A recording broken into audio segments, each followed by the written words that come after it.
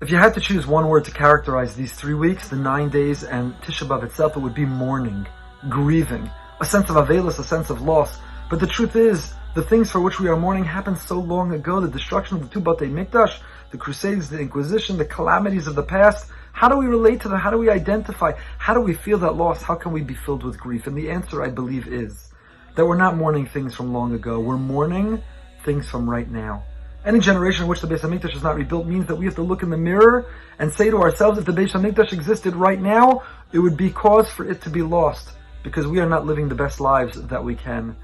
We are grieving and we are mourning. We are looking back on the year that was, and we see the potential that we didn't fulfill, the opportunities that were lost, the time that was squandered, the mistakes that we made, the fact that we were hopeless and helpless, that we didn't give it our best and we didn't give it our all, and we didn't accomplish who we could be and the difference that we could have made.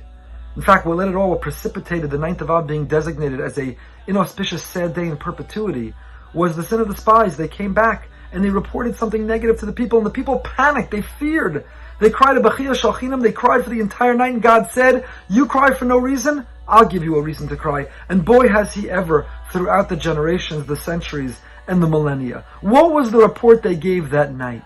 Spies came back, Ve'anashim asher alu imo amru. The men who had gone with him, they said, Lo nuchal la'alos al ha'am. We cannot go up, ki chazaku mimenu. They are stronger than we. We don't have what it takes. We can't get it done. They were hopeless and helpless. They didn't believe in themselves. They didn't believe. They had yesh. They had despair. They gave up. And we too many times, had yesh. We didn't believe in ourselves and who we could be. The type of mothers and fathers, husbands and wives, the type of Ovdei Hashem, the type of co-workers or colleagues, what we could get done in our davening, in our learning, in our chesed. We didn't believe in who we could be, the best version of ourselves, the parts of ourselves we wanted to conquer or purge to realize the best of who we could be. And so I propose to you that we sit on the ground and we sit Shiva, we mourn and we grieve, not only for things long ago, but for the piece of ourselves that died, that we cannot recover, the time that cannot be made up.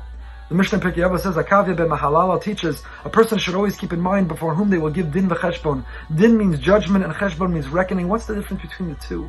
The Vilna Gaon explains, the din refers to judgment for the mistakes. We gave into temptation, we did the wrong thing, we made poor decisions. But cheshbon is not about what we did wrong. Cheshbon is being accountable for what we could have done right, what we didn't. When we wasted that time, we missed opportunities. We'll give din for mistakes, but we'll also be held accountable for cheshbon, the calculation of what we could have accomplished if we'd only taken advantage of the time that we have, that we claim we don't. Voltaire once said, every man is guilty of all the good deeds he did not do. And on Tisha B'Av, these 3 weeks, 9 days, we sit on the floor, we mourn, we grieve for all the things that we did not do. We analyze and we reflect on what we didn't become, the time that we lost and squandered, and we promise and we pledge to make it up this year. And that is how we will bring the redemption, one brick at a time.